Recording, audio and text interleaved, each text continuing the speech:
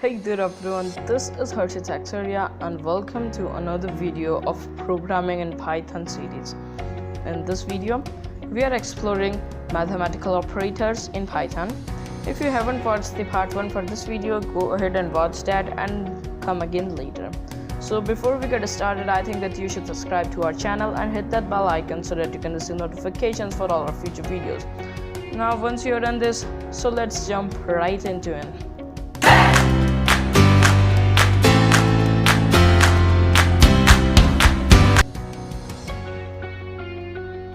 So as I told you before that you can program in Python using this notepad, but it's not preferable.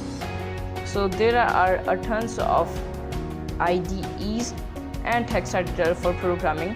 I will downloaded and installed one called Visual Studio Code. You can also download that and install. It's pretty simple. So once you download and install this Visual Studio Code, go ahead and open that and then press on this button called Add Folder and then open any folder. Desktop Python tutorial add. Okay, now this folder is open here. We can make new file by pressing on this button and then give it a name. Let's give it name called variables.py. You can take any name and hit enter. The file will be opened automatically. Then you can go to full screen by pressing F11, and then as I told you before that you have to open command prompt and then navigate to that folder, and then you can type Python and the file name, then you can run that. But it's pretty long process. So in this visual code there is an internal terminal or command line or command prompt, whatever you say that. So in here press Ctrl plus Shift plus backquote and it will open a terminal. Backquote is something look like this. It's beneath the escape button. Okay, so in here you can move it to right. Now it's looking awesome. Okay, now the environment is set. So let's talk about mathematical operators. So you know how to do mathematical operations like 45 plus 60, 56, and then save it, head to terminal and type Python. It will automatically navigate you to that folder, so that now you only have to type Python and then the file name, which is variables.py. There we go. Okay, 101, the mathematical operation has been done, and in here there are 5 mathematical operators, namely addition, subtraction, multiplication, division and modulus. I think that you know about this addition, subtraction, multiplication and division, but this guy right here is not percent, it's modulus, which we call in real world remainder. Now I think that you got that. So let's do some examples of them. So print.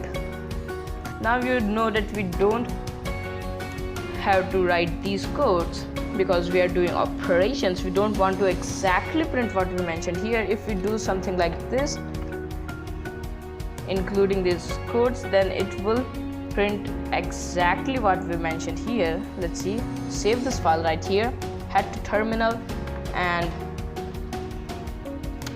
Python variables.py, and you can see an error here saying that syntax error, invalid syntax. It's a classical mistake.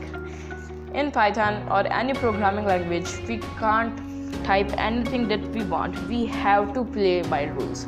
So Python know what to do with this print command, but he don't know what to do with these things. So for mentioning anything in our file which is not relevant to programming, we can add a command. Commands in most of the programming language are of two types. First is of multi-line command and another is single line command. In Python, we can add a single line command by adding a hash. Adding a hash symbol at the start of your message, whatever you want to leave in the file. So as soon as Python compiler will come to this hash symbol, it will just leave all the contents what are ahead of it, and it will directly redirect to another line. So it will execute this. You can even add a hash here, like this is print command, and Python will simply leave all the contents which are ahead of this hash. So in this way you can add comments. But as I told you that there are two types of command. First is of single line command and another is multi-line command. We can add a multi-line command by typing in 3 double quotes, and the multi-line command will be ended by adding 3 more double quotes. So here we can type anything that we want, like so, and Python would simply leave all that stuff. Okay, cool. Let's save this file, head to terminal and type python variables.py. There we go, and you're gonna see 2 plus 5 because we have added quotes here. So Python would simply assume that we want to print exactly what we mentioned here. So in order to do this operation, we just gonna remove these quotes and save this and head to terminal and python variables.py, and there we go, the operation has been done. So let's take example of all the 5 mathematical operators out there. So print 56 plus 89. This was the example of addition, and in here we're gonna do an example of subtraction. There we go, and an example of multiplication. You can even do any mathematical operation in decimal values also, like so. And now the example of division. Okay, and at last the example of modulus, which is a remainder. So 15 modulus 6. So let's save it, head to our terminal or command prompt, whatever you see this, python variables.py, and there we go. Firstly it got added and the output is here, and then subtraction, we can even go in the minus thing, and the multiplication including decimal, division including decimal. If we don't include decimal over here and save that, head to this thing right here and execute our program, then you will get the same output. And in here, this is modulus, which is remainder. So on dividing 15 by 6, we got 3 remainder, and this is got printed here. So in this way we can use mathematical operators in Python programming language, and we can even do complex mathematical operations in Python, like print and then 14 multiplied by 65 minus 12 divided by 56. And if you want to execute this thing firstly, if you want to do this operation firstly, you can wrap in a pair of parentheses. So Python will firstly do this operation and then head to these all.